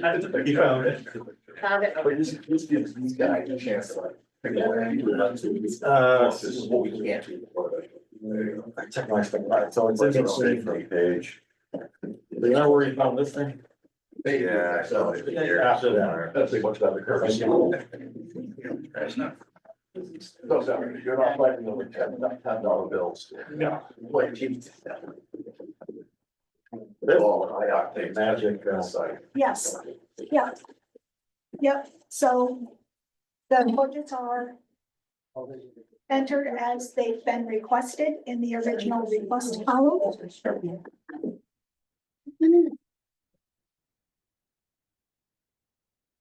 So when we get down to the orange, we have total expenditures of $22,567,051. Revenues as estimated from the state, from our local areas around town, the local departments, and the interest on investments in the state, we have revenues of $4,183,273. There's a couple of adjustments here in the orange cells that total 593,000. So anyway, we get down to the blue line, net to be raised by taxation. It's the expenditures minus the revenues, minus the revenue adjustments. And then to arrive at the mill rate, we start with the grand list. We have an adjustment for 10 mil forestry and subtracting that, the adjusted grand list, $658 million. So to get to the mill rate, it is the levy divided by the list, divided by 99%, because 99% of the people will pay their taxes times 1,000, and you have a mill rate of 27.29 mils. The mill rate equivalent, That's different. Yeah, I'm seeing that, and I'm just like, well, it's adjusted. For what you guys figured out, for the piece, the recent board of selectmen is, yes, this is the Changes. Board of Selectmen voted on, when they voted on their budget, I deducted those amounts. Okay, Okay, so the mill rate equivalent is last year's levy divided by the new grand list, divided by 0.99 times 1,000, and that is 24.94 mils. So with the expenditures as presented, it is a 2.35 mil increase. yeah, but you're not, you can't look at it that way. Okay, I know where you're Okay. going with that. okay, So if you. If the reval was, if the reval numbers were applied to last year, that's 24.94. Correct. If to this- year's. This year's grand list applied to last year's expenditures, Yes, because okay, I'm trying to get apples to apples. So last year's expenditures, yeah, but okay, right, that's my whole issue, you really can't look at it that way, you can't. I know where you're going, How do you look at them? because we're at a mill rate of, what's our mill rate now, 32? Well, Yeah, 32. so 3.89, right? Yeah. Right now. 33.8. Okay. Yeah, 33.89. So how, I'll say 34. okay, I'm just, a lot of people are gonna look at it that way. I thought it was a great way to look at it. No, I'm just, yeah, but you can't throw away what the mill rate is now. We still have to keep that in back of your mind. Yes, oh, yes, So it's not like it's going down 10 minutes. correct. It's not going down. Yeah. It's actually gonna go up. You know, we're increasing spending. What we're gonna care about is how much of my tax is actually going up, what's coming out of my pocket. Yes, that's what they're gonna, so per So- 100,000 of assessed value, it's gonna go up $235. Okay. And at 200,000 of assessed value, it will go up, double that.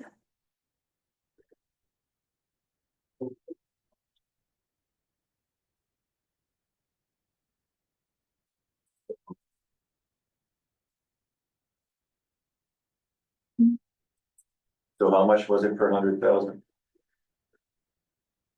235. 235.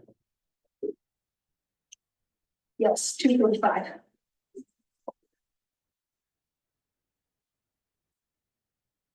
And what's the average value of a house? Is it too good? It might be more than that. It's more than that. Well, yeah, now. Yeah. Crap, Lot it down.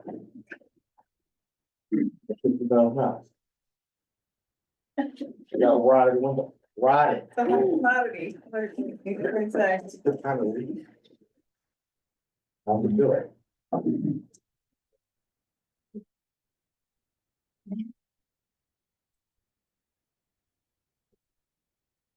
Good. You got a husband, kids, no, it's just. I got dreams though.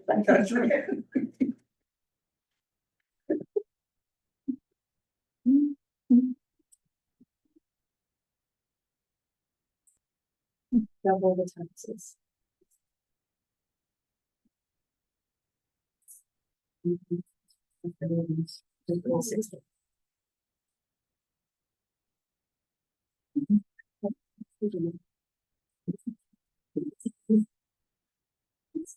Actually, So let's say the average house is about 500.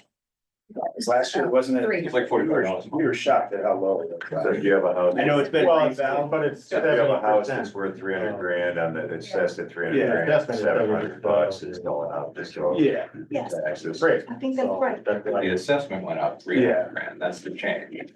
That's not, Yes, yeah, so if it went up 50%, say you have a $300,000 house. Yeah. And your assessment went up to $450,000, because 50% So increase. that you're gonna get it on the extra hundred something. So it's Yeah. 150,000. 150, Yeah, so so 230, 234. 300 and change, which works out to about $30 a month in your mortgage. $25 a month in your mortgage, which is not nothing, but those are the values you're actually talking about in context. But everybody has the same assessment. I got reamed. Yeah, I'm gonna pay a little more, but Well, we can't really say it's nothing. no, Some people I that said are, it's not nothing. that are in poverty. I get that. So- I'm not saying it's nothing. I know, I That's the understand level that, of but you made the comment, so, No, No, I said it's not nothing. okay, I thought you said it was. No. No, he I'm did sorry. say it's not. Okay, my fault, I misunderstood what you I said. heard him. Okay, thank you. Thank you. Sorry, I'm not trying to get down your throat, but I misunderstood what you said, so. It's all, the same thing with CIP. It's all about putting it in context and understanding scale to the greatest extent we can. So, Can we fill the entire screen with this, just so we have the whole, even just for a little bit? Just to kind of- Just press the little box up. Just so we can like stare at it for a minute and, you know. Kind of get a little. let's do the whole thing, but it's gonna be small. Yeah, can't you just? Yeah, if you close the participants, it'll get a little bit bigger. I don't Yeah. know, collapse the All river. right. Sorry. Yeah.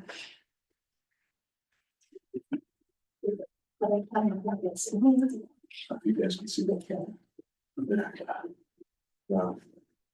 Yeah, it got worse. Going with the eye dot. Yeah.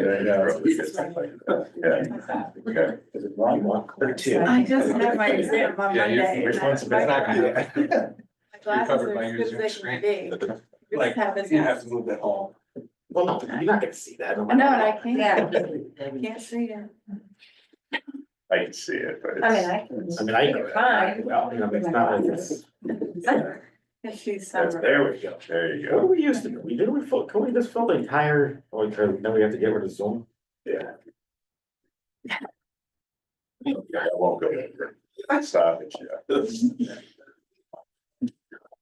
Crazy.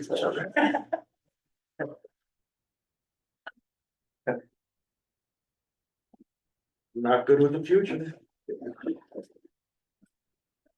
It's cellular features now. That's still not doing.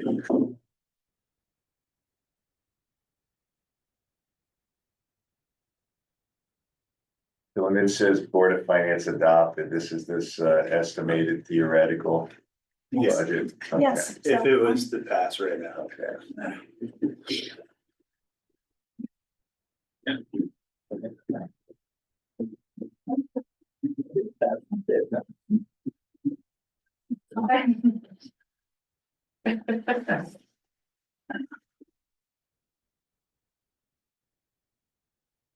So the only department on here with any change is the selectmen budget. From what Yes. we've had Yes. thus far. Yes, and I corrected the clerical error on the transfer out for the library. So, put that in.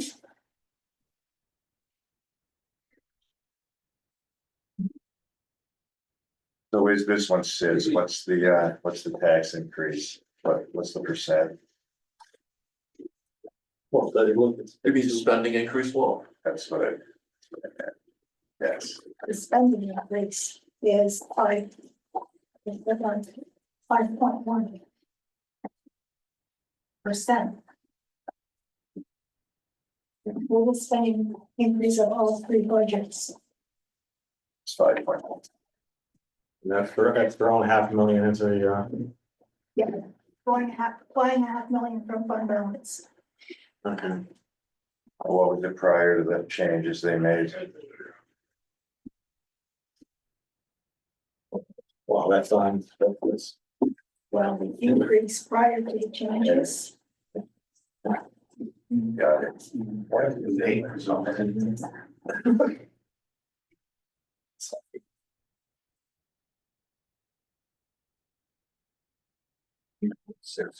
Maybe 0.6.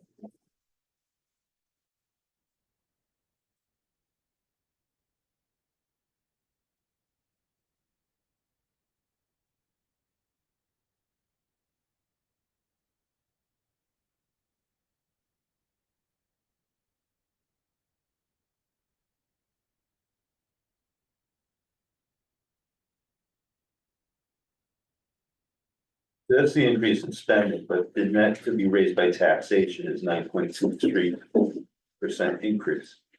Correct. Because we're not applying as much fund balance. Correct, we're not applying as much fund balance. What would happen if we added 100,000 to it? From fund balance. Yeah.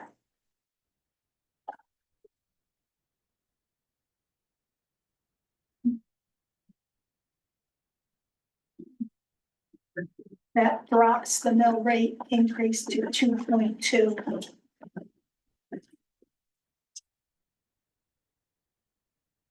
And of course, then there's the whole philosophical question is whether you leave that in there and.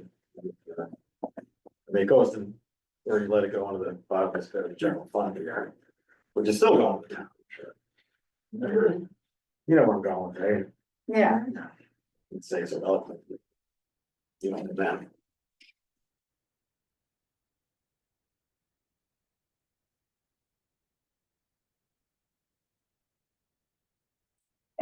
I just think it's a little low. I think our revenue estimates are very conservative. Like the tax collection percentage we use is 99%, but it's always higher than that. And You can't get much more, I mean. no, no, but it is though. It's like 99.4 or 5. And that's tens of thousands of dollars. Different, so, and I think there should be. I'm just thinking about the fact that there's a lot of positions that were not funded in this current fiscal year. That there should be some savings at the end, and I don't know, I don't think that that's included in your estimates. What's gonna be there next year, or maybe it is, but there should be money returned for at the end of this fiscal year. Yes, So it's probably tens of thousands, if not hundreds of thousands. So there's probably a little extra to play with there.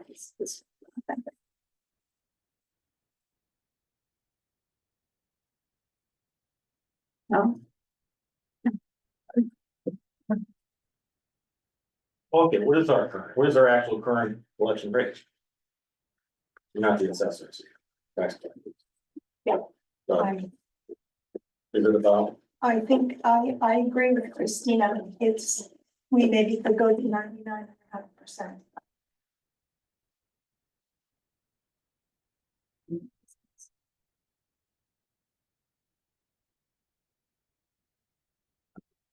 it's even.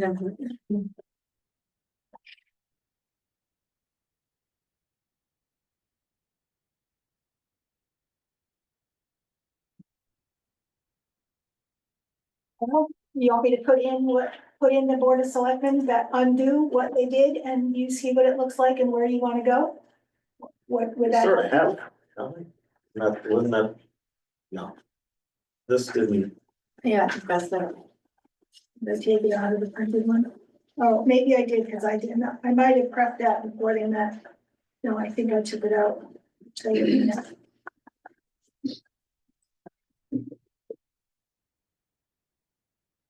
no, but you did, okay, yeah, but it is, this is different if you didn't do your, mill rate equivalent. So let me just put it back in, but you want me to put back in the transfer out to the town reserve? Put it back in the CIP, what they took out $300,000. So this. Not really, but you could sure. I didn't directly ask you. I'm just trying to, I like help you decide, what Put you, it in, let's see what it what, does. yeah. Yeah. So this was $1 million. Thanks, Jeff. A great idea. $1 million for the school reserve, 640,000 for the town.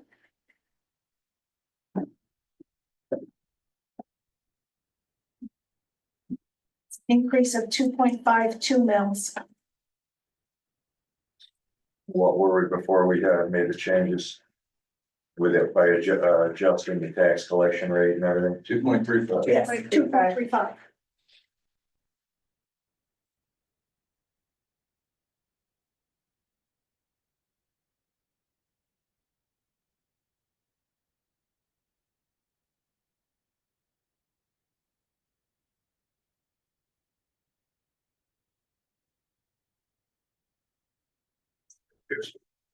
I will have the salaries that we got, that we're taking out, we're taking out like the extra hours and that.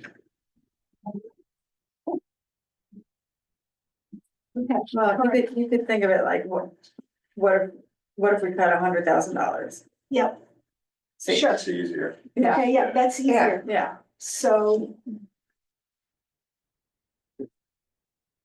let's just take $100,000 out of the general government.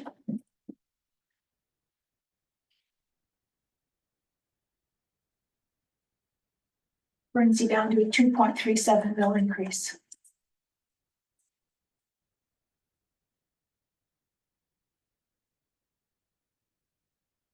Take 200,000 out.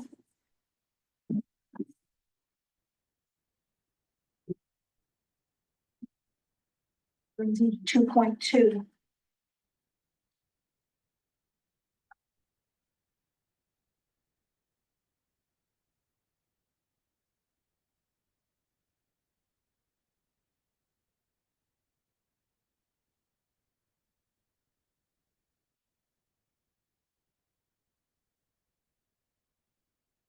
What's that on percent? If, keep asking the question, if you take out $200,000, what is the percent increase in? What's the 2.06 mill rate? What's the percent of that? How many percent higher is the taxes than last year? $206 increase on $100,000 of assessed property.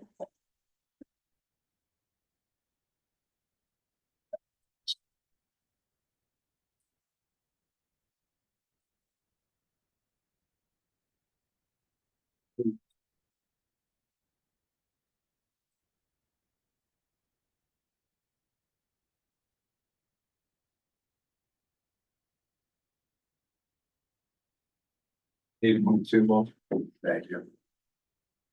and 9.42. Thank you, James. Wait, what'd you say? What? Say 8.2.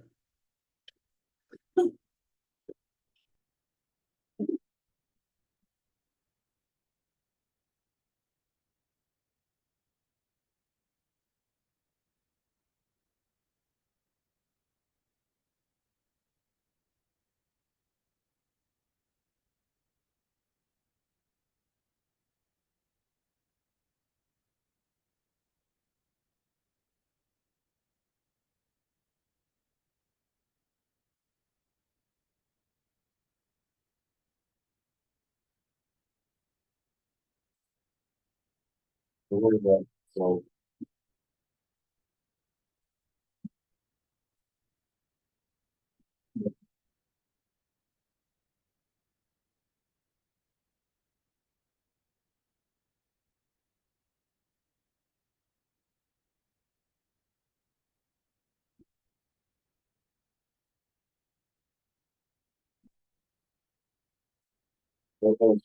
That's blanket, like 200 grand here, go figure it out. Basically. They don't am I wrong, but yeah. Take up 200 grand and just here, you figure out where it comes from. That what we just did. Yeah, pretty much. It was just.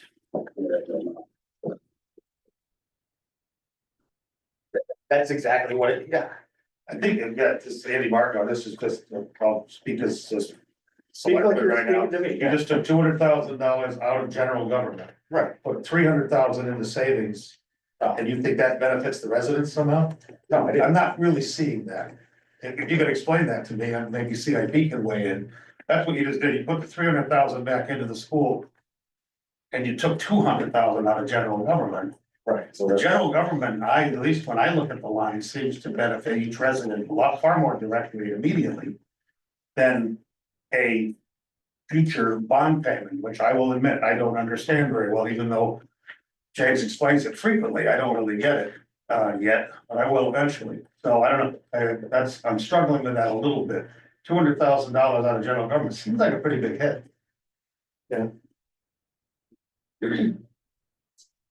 I don't think we were suggesting it. But that's what It those was- numbers were, that's what the numbers you just ran were. Yeah, that's Put what the it, 300 back in the CIP, it took 200,000 out of general government. And CIP is a plan. And I'll let you, I mean, there isn't any dollar in that budget that doesn't theoretically benefit some taxpayer somewhere. And we're all taxpayers too, so we're all paying the same rate. I don't, I mean, I think there's a balance.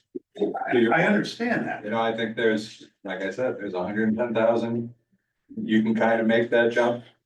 Then you can look more discerningly at, you know, where potential additional savings might be in the general government.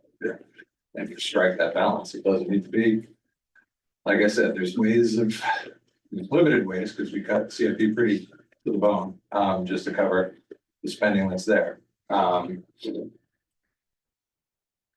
there's room to maneuver and try to find a good balance between both, rather than just reduce spending 7 year in a row while we accrue greater. So I don't know what's in that budget, what you guys looked at as high value items. A lot of new staff.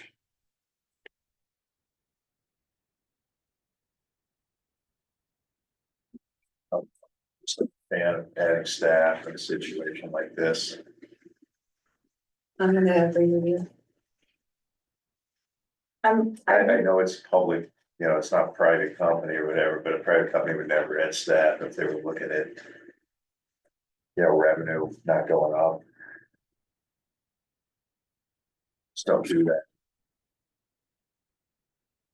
The other thing that I think about with, in terms of the staff increase is that this. It has nothing to do with it, but it is the same year that we had to increase all of those other salaries. Yes, So that alone is driving a lot of this increase. 22%. Yeah, so, but that is staffing cost. And so now we're also gonna add more staff.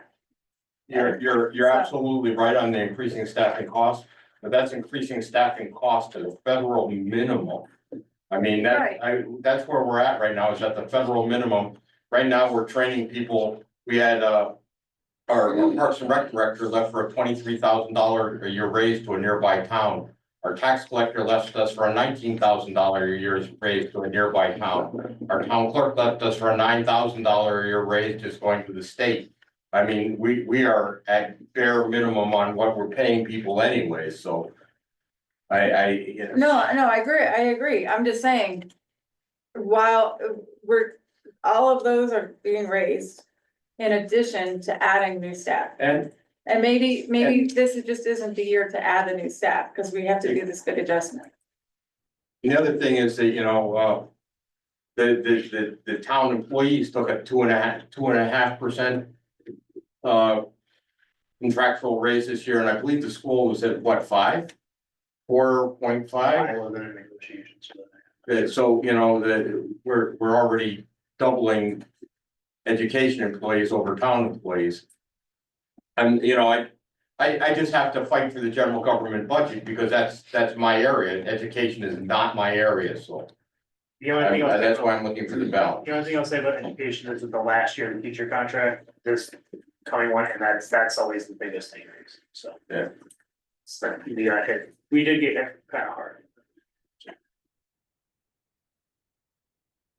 I'm gonna say when the state budget is on a freeze, they're not hiring unless it's absolutely mandatory now.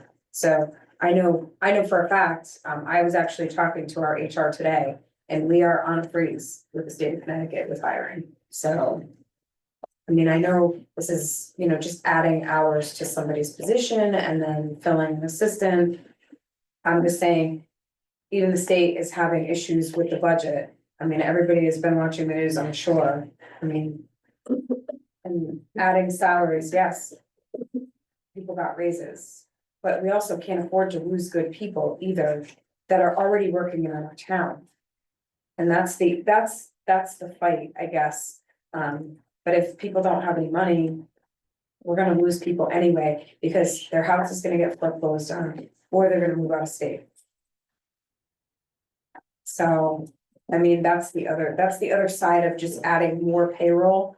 Because like I said, even the state is saying, no, we can't hire right now. That's just my thought on that.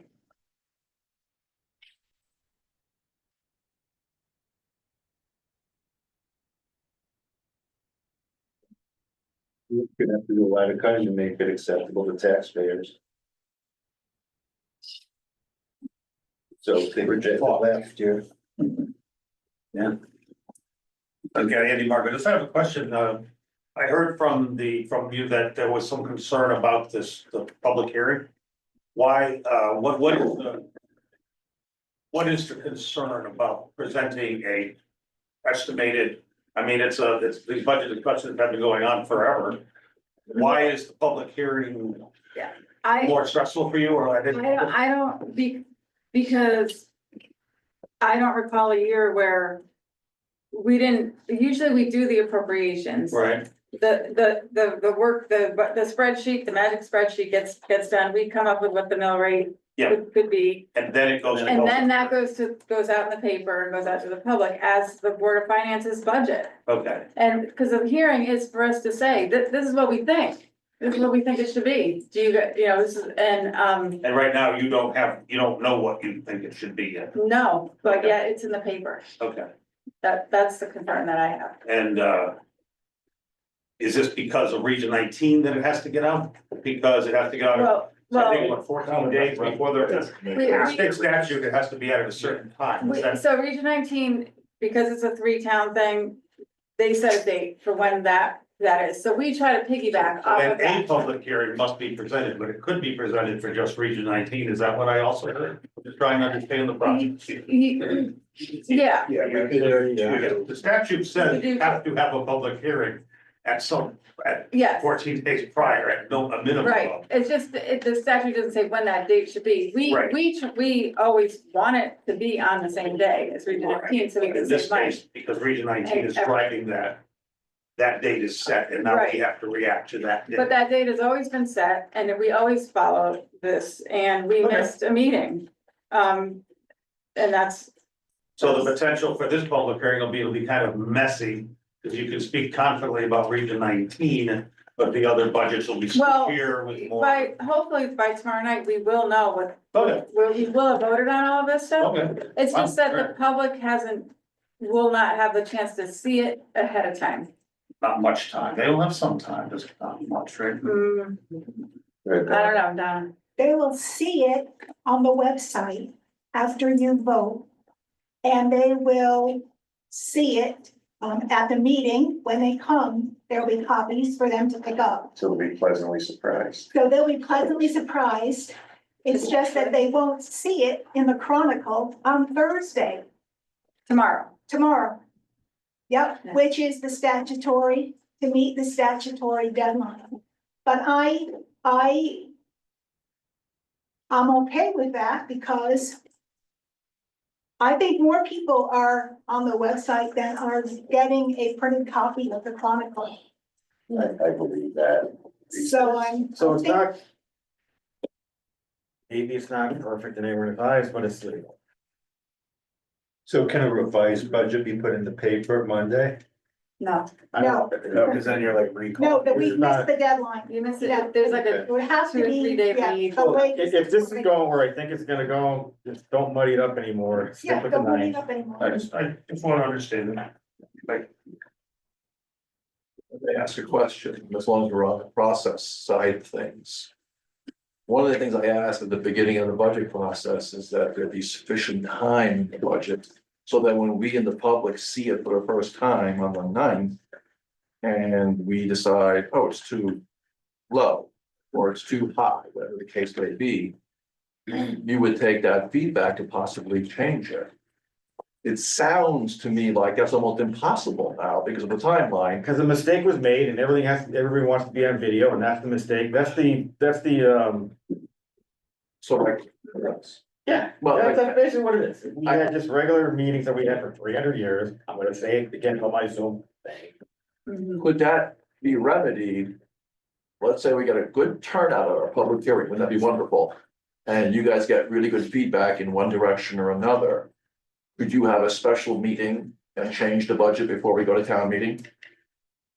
After the hearing. Yeah, We always do. Always Yeah, we do. change Yeah, we after have hearing. that in the. yeah, and we do, is that scheduled already? Yeah. It is, right? Yes, the hearing is scheduled. No, the hearing scheduled, but is our meeting after the hearing? That's before the town meeting. Yes, that'll be, Is that next? like on the agenda, The like hearing's for next Tuesday. Thursday. Hearing's Wednesday, Yeah, Wednesday, immediately following. right? We have it right there, right after the hearing, yeah. Right. Well, that's good. So, it's not. Well, you could extend the hearing, couldn't you? Public hearings can always be extended. They don't have to be closed in one night. Planning and zoning hearings in less than a week. But, oh God. Really touching the third rail there, but yeah, that's possible. I'm just saying, if there's enough to talk about, and there often is, just saying. And it has happened where at that, so we have the hearing. And then during the hearing, and then the board meets right immediately following, right there. And then town hall. And then we could say, you know what, everyone wants that added back in, or everybody, we got a lot of. Sure. I'm just saying, ideas. but you could also keep the public hearing open if But- you wanted to. But we have for long, because the town meeting happens 2 weeks later, and there's a whole timing thing about that, with the noticing of that, Okay. and how that all happens, so. So many days after the close of the public hearing, then the Yeah. town meeting. Yeah, it's very tight and it's very prescribed. Mhm. So, That's why I wanted more time put into it and never happens. Meetings don't have to. We do our best here. There's no statutory Like I said, requirement. a mistake was made and things happen. We're all volunteers, it's a volunteer board. but as long as we're We learning do from pretty our well. mistakes, You think about if we it. learn Overall, from the town- mistakes, that's one thing, we don't seem to be learning much from these mistakes. Well, I think that's what I would say to my kids, like, what, I mean, seriously. The one good thing about the Zoom is that there are more people that participate. We participated before there was Zoom. If we didn't have it, we would have had a meeting last week and all, and we could do it. So, There's no statutory requirement to be. yeah, video is not a right. They don't have to be Zoom. Wanna leave it, wanna leave this where we go back to just as presented tonight on the minute sheet and save that and pick it up. Or you want to Well, leave these- we gotta come up with, we gotta get to the finish line tomorrow, Well, that's, yeah, so so, good either way. well, either way, I feel like we kind of muddied it up. For the people that aren't here tonight. Cause we're gonna get some different opinions when everybody's here, so yeah, it'd probably be better. Plus, I think we need to go like. Start going down each one and get the ones that we're not gonna change out of the way, right? We're gonna start going down each of the departments and Yeah. that way we can spend our efforts on the ones that we don't feel are right. Which are. 3, 4. Same, it's always the same. The other one's gonna move the needle, one's with a lot of big percent. We spend 2 hours already over like $5,000. Yeah. But. One thing I do wanna mention is there's a lot of miscellaneous items in the budget. And they're all, not all, a lot of them are small. $1,000, $2,000, but the spending on them hasn't all happened. And yeah, and so it's kind of like they just get carried over, and then if they don't get used, it gets returned back at the end of the year, but. I don't know if we've really watched some of those, but some of them, they're asking for increases on, and I don't know if we heard too much, about that in the season, so. I mean, just roughly, if you look through and you look at everything that's in miscellaneous, Maybe 20, 30 grand. like 70, 80, like it's a lot, I mean, this whole piece of paper is like all different ones, but, so just something to look at, maybe ask about. It adds up, but some of them are big, and we even have one, it's for the Board of Finance, our contingency, it's $15,000. And I know we put that in there because of the registrar issue last year, so that's carrying over again, but that's just one example. Like, scrape up a little bit there. Yeah, I mean, it seems like nickel and diamond, but really it all snowballs and you end up Yeah, with a good chunk of change. yeah,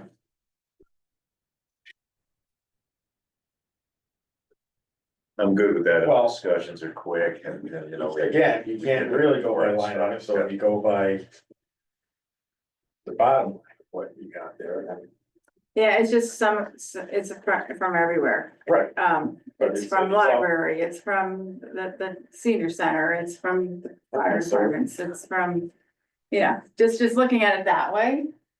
So, and probably wouldn't cut all of them, some of them, it looks like there might be a good reason why they're asking for $2,000, but they've only spent 500 this year. But they know something's coming up. and they Yeah, gotta so, purchase, cause they're it's asking gonna be for more. 2,500 next year, so why is that? Well, I mean, there's always a good reason, but.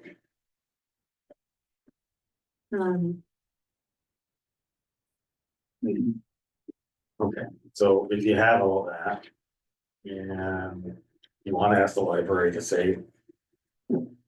Reduce their budget by $5,000, fine, or whatever it's gonna be. Or We're not going into individual. they could Yeah. spend some of their own money. I mean, they have like 580,000. They can invest their own money a lot better. Well, the development stuff's from commenting on a line, you can't tell them it was a line. Right, I think it's just like, It's like a suggestion, Yes. like, Right. and I'm not picking on the library, that one's only $500 according to this, but, just when we get to the library, it's one number that we're gonna give them, and that's one thing that we should look at.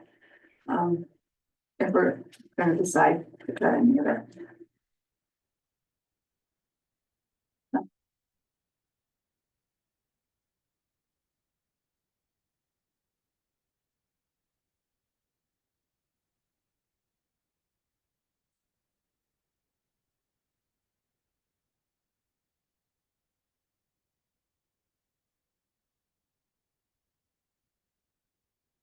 For tonight, or is there anything else? Ready for a long night tomorrow. Good. Yeah, it's early. Yeah. Move on the present to speak. Public participation is desired and encouraged. Speakers will be limited to time and appropriate for comments to maintain progress, stay on topic and maintain the forum. Do we have anybody who present to speak? Arthur? Yeah, so Arthur Christian, 14 Birchmont Lane. I know there's a lot of talk about the process and the inaccuracy in quotes of what was sent out to the townspeople, what's going to the paper. I do have to take issue with something Christina said and something Erica echoed. The numbers aren't imaginary. Those are the numbers that were presented to the Board of Finance by all the individual departments, and should you not have cut anything, those numbers will be accurate. So they're not made up, they're not imaginary, they're real numbers that were presented, they're probably most likely not going to be the final number that goes to the public hearing. But if nothing ended up getting cut, that would be accurate, so I need to clarify that, because they're not, the numbers aren't wrong, in quotes, as of now. Thank you. Jennifer? Good evening, it's Mike McCoo, Clover Springs. I appreciate what you're all wrestling with, and I looked back during the meeting at some of the previous years to try to see if there was something I could learn from the schedule that would relieve some of this problem. And obviously 2020, the COVID year, the whole budget process was a mess, but since then, the time that was built into the calendar between the last meeting for appropriations and the public hearing was, in order from 2021, it was 14 days, 13 days, 13 days, and 12 days last year, if I'm doing the math right. And in this case, from the meeting tomorrow to the public hearing, there's only 6 days. So maybe it's a lesson for next year's calendar that we have to push the schedule back a little earlier and make a little more space, and maybe that would help out with what you guys are wrestling with tonight. That's my, oh, and thank you for consideration of my comments earlier. Thank you. Thank you, Mike.